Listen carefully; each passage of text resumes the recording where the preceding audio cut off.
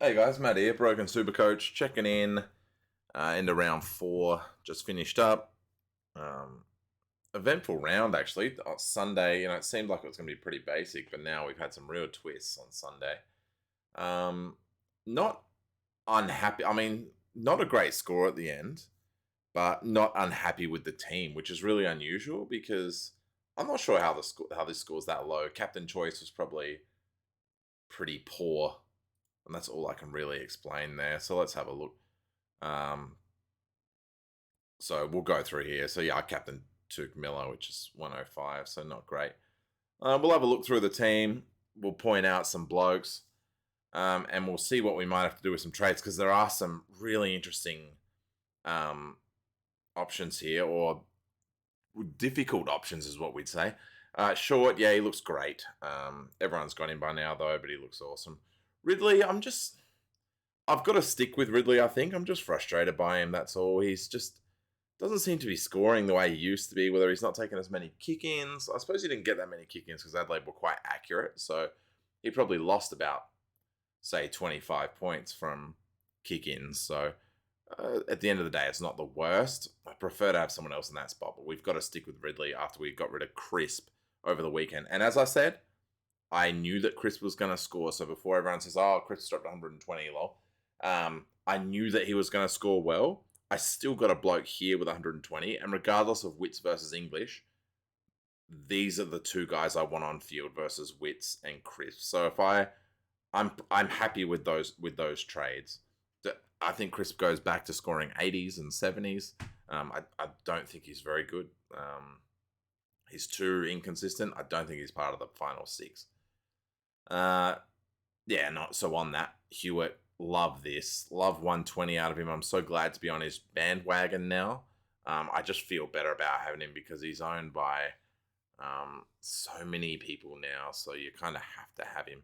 He's in 57% of teams, so you can no longer ignore him. And we'll talk about the other guy you couldn't ignore in a minute. Bowie, I like what he's doing. It looks like he has to go this week, though, but he made us good money, which is a little bit frustrating because we might have to make some other trades in defense too. But Bowie got us the 370. What we wanted was the quick money, and that's what we got out of him. Really happy we picked him up here. So we made 100k out of him, and that's what the trade was for. So really happy with Bowie and what he's done. Probably goes this week because his break-even's a little high for my liking, depending on injuries. So we're going to need to see some injuries because he is the important part. And it is pretty important. So we got Michy Hinge, 37. It's a hip from what I can hear. From what I heard from Nix in the post-game, he copped a hip injury. How long's he out for? They've implied that it's at least one, definitely. So that makes it tricky as far as I'd like to hold him, and he's a best 22 player. That's why I was bullish on him to go, and he's only made 80k so far, so 85k. So I'd like to hold him. And good thing is we got Gibcus and DeConning who look like they're going nowhere at the moment. So DeConning's perfectly fine field option for Gibcus. Now it's McCartan's the other worry. Officially hasn't been ruled as concussed, but given this man's history with concussion, it's something to really worry about. Does Sydney rest him as a precaution? And that's really concerning, because anyone familiar with this guy's history is he basically retired from a concussion. So does he play? We need to watch. And I think if he's made 85k as break evens now 27. If he starts getting rested because of concussion issues, we could be talking weeks like him, and to a point where he may not come back. So it might be something we need to worry about pretty quickly.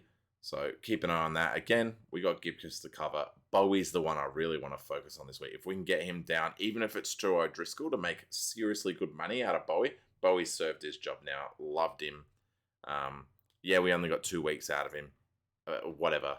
It doesn't matter. We got an 89, we got a 47, and 100k, and that's what we'll take. In the mids, pretty stock standard stuff. Frustrating Tuke Miller, and of course I doubted McRae. I'm sorry I doubted you. My bad. Whatever. You did have to have those concerns about him. Steele's back. We knew he was. He's still going to bleed money like mad, and he has 50k bleed. So it is what it is. We're locked in on Steele. Lockie Neal again. He's unbelievable. He's the GOAT. What can you do? That was through a tag as well, half of a tag. So I think Neal he's playing Friday night, so he probably slapped the V on him this week. And then you probably play it into Friday night with McRae as the captain. So it's probably as simple as that. And I would probably, historically, I'm not sure McRae scores well against North. Am I right in saying that? Yeah, I am. 138's nice here, but 108 and 90 because North have been so trash that McRae doesn't actually get an opportunity to use his skill, which is that short kicking, that medium range kicking. You don't need to do it against North because they're junk. So they don't need to utilize what makes McRae so good. So I think we'll probably opt for Neal. And yeah, we'll see if there's other captain options. There may not be, though. Along Tuke Miller, 105, got tagged. And I did say in the captain video, there's a risk that he was getting tagged. But I didn't want to take Dunkley. I didn't want to take his score through Saligo, which I could have done. So I opted for Miller. And actually, thankfully, it was either going to be Miller or Cripps. So I'm really thankful that it wasn't Cripps. So, because as we saw, Cripps has gone down with a hammy in the first quarter. Now the concern is that we've made only 70k out of him, and we really want to follow this guy's injury here because, we kept him as a keeper. So, and his scoring showed that he was a keeper, but now he's done a hamstring. How long do they wait to come back? Thankfully, Voss has shown that he's keen on getting guys in quick. So, like as they did with Walsh. So there's a tendency there that they will bring guys in fast, and they want to win games. They're trying to make the 8 here. So hopefully it's not a bad hamstring, because if this is a normal hamstring, 6 to 8 weeks, I think we have to let Cripps go, and just bank on. I don't even know if there's a good side trade available. I don't believe that Tom Green is a good side trade. Whether you can make the money to get Ben Keys, maybe I like this option. I'm just trying to have a look at other decent side trades currently. Not a fan of any of these whatsoever. And that's not even a side trade. Pendlebury, I don't mind actually. At 520, it's too risky, but we'll worry about that later. I think the only one you'd want to do is if you can get the money for Keys, maybe, because Keys looks sick. If I'm being honest, he looks really good. Tom Green, I don't believe in the Tom Green pick. Just because Toby Green is coming back, things like that, and so unless you can make money out of Bowie down to O'Driscoll and you pick in some, and you want to pick Brayshaw, which you could, I think I might go Keys. That's probably the pick there. Bont's back as well, but Bont's still got a couple of weeks of, it's probably the lowest. Probably the cheapest we'll get Bont, actually, now that we think about it. And he's a cool 100, so, but you don't want to start spending your cash. You want to side trade. If you're going to get rid of Cripps, you don't want to spend too much to get him. Anyway, Rao, 65. We're going to have these up and down games from him. Frustrating. Hopefully, he's the least of our worries. And the 2 rookies were great. So, as we also saw in the team lists, Stevens was dropped. Played well on the 2s by the looks. And Sydney now have some injuries. So maybe he comes straight back in. That would be great. Conor McDonald looks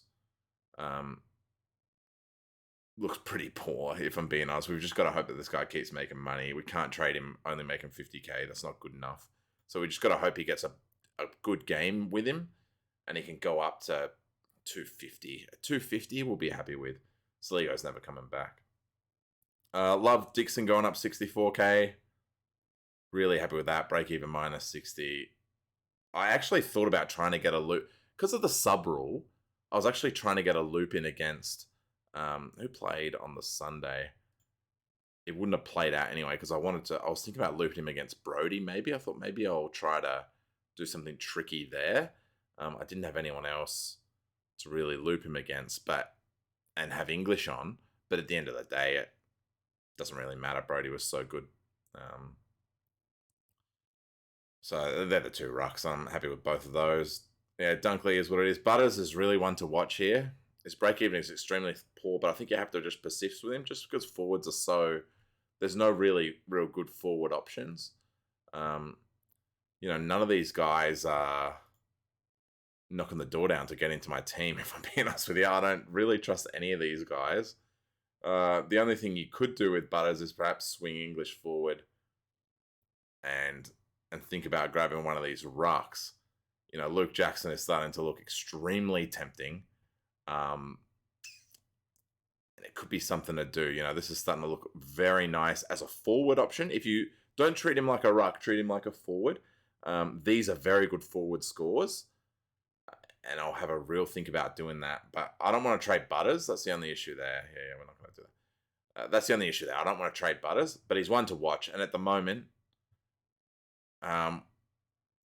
just keep an eye on him. He probably needs another week to come good. But the problem with Butters is I watched that game on. They just don't play a style that's good for Butters anymore. And frankly, unless they sack Hinkley, it may not change. Like I'm not convinced that this guy can play under the current Port structure, and neither can Port, in fairness. But who really cares about that? Cornelio, yeah, he's got that good score, so his break even's quite high. Up and down, it is what it is. He ran a different role to usual. Whatever. Is he a top 6? Probably not. Maybe he is. Who knows? Again, least of our worries. Will Brodie, love seeing this. This guy's going to continue scoring us points for the near future, and we're really happy with it. And if you look at those numbers, which we're really happy with these numbers, and then you go back to Luke Jackson, who's putting up very similar numbers to this, we might need to think about trying to make a move there. Zeri, again, fine. Break even's high. I honestly think this guy's a top 6 forward, so we're just going to hold on to him. Nick Martin, this is going to sound crazy, but I actually think Nick Martin is a top 6 forward as well. He looks unbelievable. Looked so good against the Crows. So good in his first game. Looked great against Melbourne, who are a very good football team. I really think Nick Martin might be a keeper, and that sounds insane for a bloke that started at 100k, but like this guy might be a keeper, which is wild to say. Rochelle was awesome. His scoring is too up and down to keep him on the field. And I don't think we even had the option to loop him because we weren't playing him against anyone. The only guy we would have looped him against, again, because they played so late on the Sunday. So it's what it is. And it sucks that Hayes got dropped, but looks like Ryder's going to get suspended. So I think Hayes comes straight back in. And which kind of hurts our ability to loop forwards. But I think Hayes deserves to come back in and Ryder should get suspended. So that's what we've done this week. Let's talk about players. Everyone wants to know about Pruess. The sad thing is we're going to have to watch Pruess, whether they announce it sometimes after this video comes out, or whether it's tomorrow. It's not a great look. He might get away with a fine because it's low impact, but if he gets suspended, what they're saying is at worst it could be 2 weeks. So if you traded Pruess in early, you'll be crossing your fingers. And he does seem to be that type of guy. He loves getting suspended. He's a reckless player. But as soon as he's available, I think we do a trade to get him in. O'Driscoll, yeah, we miss him, but it's not too late. And I think we'll try to get O'Driscoll this week. And realistically, probably go Bowie to O'Driscoll this week. Just to cash out a bit of that Bowie money. And then we'll keep an eye on what happens with Cripps. But I want to get Erasmus as well. I said it in round 1. When Erasmus was named as was a sub risk. I don't think he was named as the sub. As soon as this guy starts getting picked, we need to put him in. And so we've got to find someone for Erasmus. Now that's the tricky part. Who are we going to do for Erasmus? Because we can't really make it work. We don't really want to go down on any go down for any of these mids. So we'll go Bowie. And there's just no way to... It's tricky. We don't want to do McDonald. That's such a poor trade to get Erasmus in. Could we just use the money to get rid of Soligo? I actually don't hate it. I really don't hate the idea about that of just getting this whole off a bar field. So I think O'Driscoll comes in. I think that's the best call there. And it's not point chasing. I just think he's got enough money where he'll make another 100k. So we're okay with that. And at the moment, cash generation is everything. Now, if we need Pruess in, then that's going to be a different story, because we're kind of liking all these forwards at the moment. And it may be a case that Butters does make way. I just don't like the idea of it. I wanted him to be a keeper. So, what do we do there? I honestly don't know. I wish Hayes had played so he could get one more game. But if Pruess is... I hate to say it, but I kind of hope Pruess gets suspended. So then we can get Hayes and Dixon a few more games of making money before we have to worry about getting Pruess in. And that's a really selfish thing to say. And you never want to see players miss games. But frankly, I think that's what we have to do. So we have to hope for, I guess. And what would we do for Erasmus? If Stevens doesn't get named with all their injuries, I think we just settle for the fact that Stevens was a dud pick. The other one is also Soligo, which is just bad. And yeah, it leaves us with 188k. It's fine. You put Erasmus on field because of Cripps. Now, the other option would be, if Cripps is injured, do we trade him? I now have the money to go from Cripps to say Cripps to Keys, which I don't mind. I also have the ability to send, say, Brody, Dunkley, or Cornelio in the mids, get a better forward such as Luke Jackson. Also have the ability to send O'Driscoll down to the mids and get, a Stewart, who else do we have? Jordan Dawson, someone like that. So let's have a look at each line. And this would be not only talking about good players, but just talking about guys who... That's interesting. Talking about guys who we might want to target with if we have to get rid of Cripps, or just guys that we're targeting coming up. So Dougherty, I don't know why I don't trust Dougherty. He's now proven that he's probably D1, but I just don't think I still don't trust him. Too expensive for our liking. Tom Clary, 1 game sample size. We're not going to talk about him. Hewitt short. Sinclair's really interesting. Seems to really have embraced that role, putting out some really consistent numbers. I don't hate this at all at 520. He's well on his way to 600. He's gone up 500. He's gone up 56k already with a break even of 60. Really don't mind that. And with how little interest we've got in defense at the moment, players in defense could be an option. Again, don't like this. Also don't like this. Jordan Dawson's the other one I kind of like, who's hovering around. This is the price we'll get him at. The thing is that I think Dawson's a consistent 100, and I just don't think he has much more than that in him. So we may not look to him. Houston's the same. Looks like a consistent 100. Tom Stewart didn't play. Again, a consistent 100. So if we were doing anyone on defense, we'd probably think about Sinclair, which I don't mind for the price, but I think we'd probably leave defense as it is. Do you want to go side to a mid? Who, though? Key's probably your only option, or Brayshaw. I like both. I think Brayshaw's still on his way down, though, with a break-even of 175, so I think you get Brayshaw cheaper at the buys.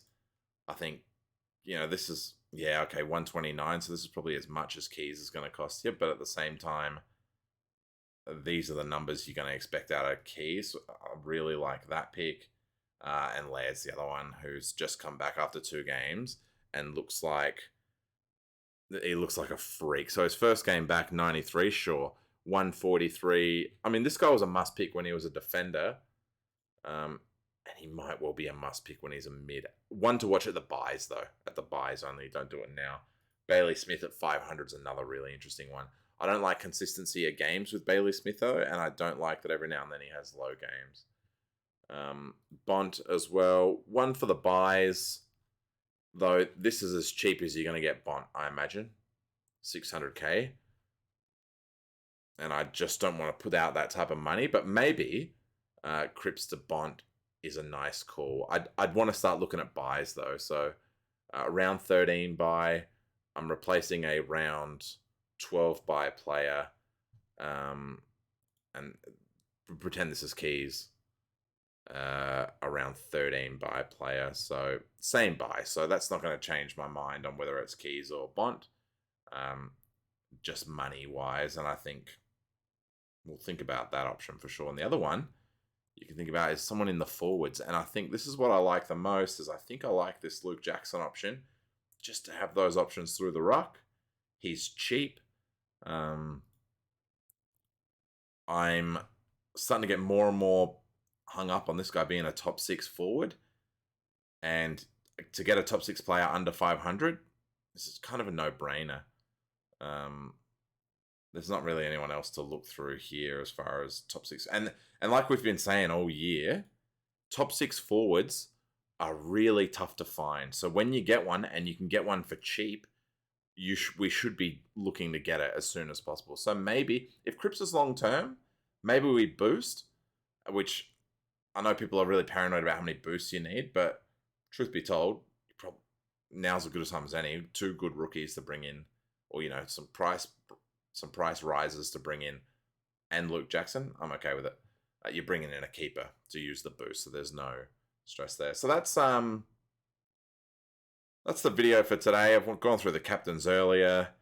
Let us know how you went. It's weird because I'm probably as low as ranked that I've been in years. But at this time of the season, I'm probably as happy with the team as it's ever been historically. So it's a really weird season. It's really unusual, but I'm happy to have Hewitt.